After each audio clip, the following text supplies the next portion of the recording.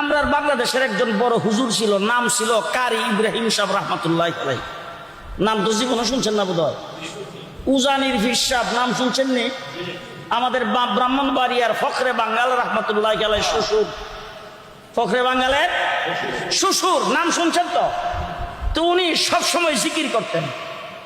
উনার জিকিরের বিরাট অনেক ঘটনা আছে। উনার বাড়ির পাশে একটা বিরাট বড় আড়া ছিল, আড়া ছিলেন তো?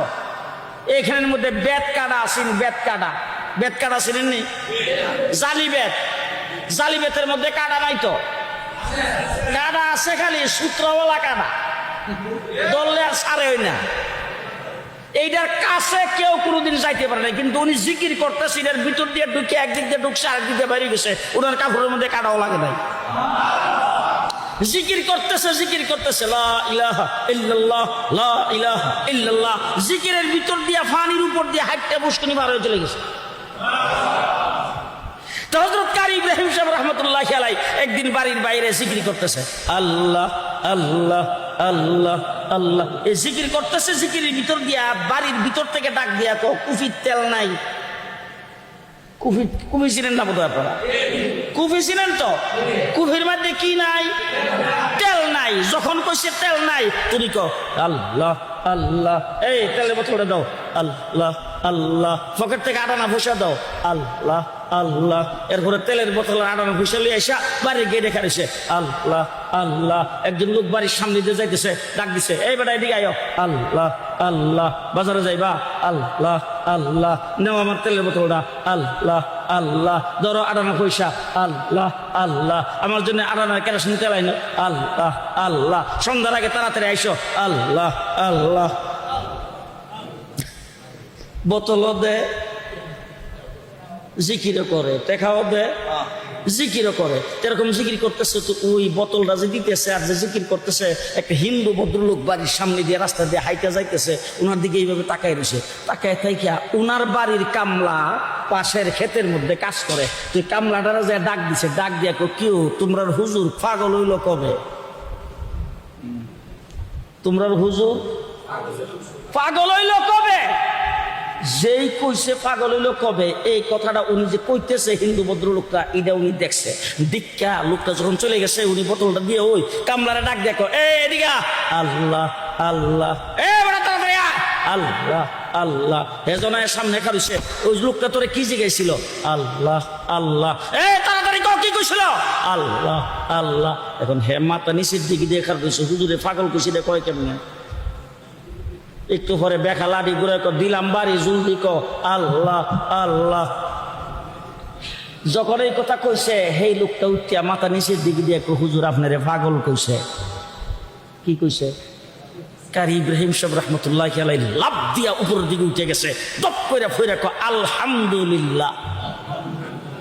মিশকাত শরীফের হাদিসে রাসূল সাল্লাল্লাহু আলাইহি ওয়াসাল্লাম বলছেন, আল্লাহ পাকের জিকির এমন ভাবে করো মানুষ তোমাকে পাগল বলে। জিকির করো, মানুষ দেখলে তোমার কি কয়?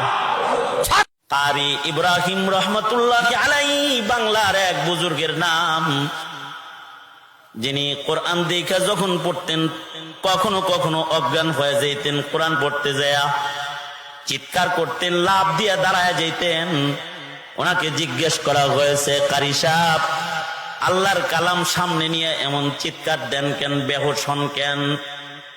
কারি ইব্রাহিম বলতেন, আল্লাহর কালামের সফার ভেতরে চাইয়া, আল্লাহর কোরআনের হরফের ফাঁকে ফাঁকে বাঁকে বাঁকে যখন আমি আমার মাওলারে দেখা ফেলাই, তো তখন আমার হুঁশ থাকে না, আমি কি করব?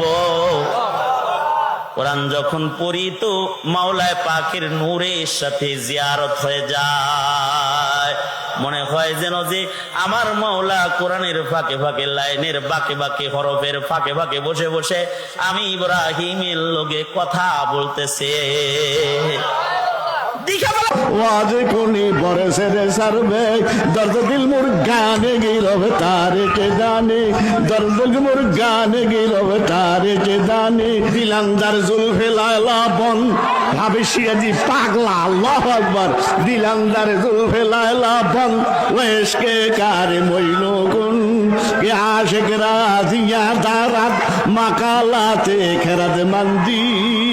আল্লাহ খুরমা রোজে কাজে মঞ্জিলে ওয়ারা বেরাওয়াম রাহাতে যা তলবাম ওয়াজফায়ে জানা বেরাওয়াম নজর করে দমকে গোরায়াত বসরি গমে রোজে চাদর মায়ে কাদা সাদা ও গজল খা বেরাওয়াম আল্লাহ আল্লাহ আল্লাহ আল্লাহ সুবহানাল্লাহ সুবহান লাগাও আল্লাহু আকবার সুবহানাল্লাহ সুবহানাল্লাহ সুবহানাল্লাহ সুবহানাল্লাহ আলহামদুলিল্লাহ আলহামদুলিল্লাহ আলহামদুলিল্লাহ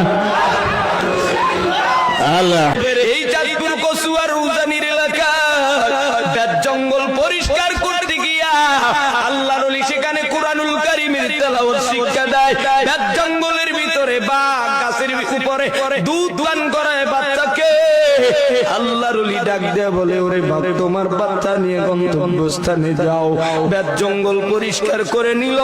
ওই জায়গার মৌজানির মসজিদের দক্ষিণ কিনারে বাম দিকে এখনো সে গম্বুজ, এক গম্বুজ বিশিষ্ট সেই আদি যুগের মসজিদ, 12 ফুট বাই 12 ফুট, এখনো সেইটা পুরান অবস্থায়। উজানির কারি ইব্রাহিম সেখানে বসে আল্লাহর ওলি ইবাদত করত। ওখান থেকে একটি খাল উজানির কারি ইব্রাহিম সাহেবের বাড়ির পশ্চিম কিনার থেকে বেয়ে অন্যদিকে যায় নৌকায় করে দেশে দেশে এই বাংলার জমিনে কোরআনের তেলাওয়াত করত। চরমনার জমিনের সৈয়দ সাহাব উজানির জমিনের ছাত্র ছিল। যখন সফর করে আসতো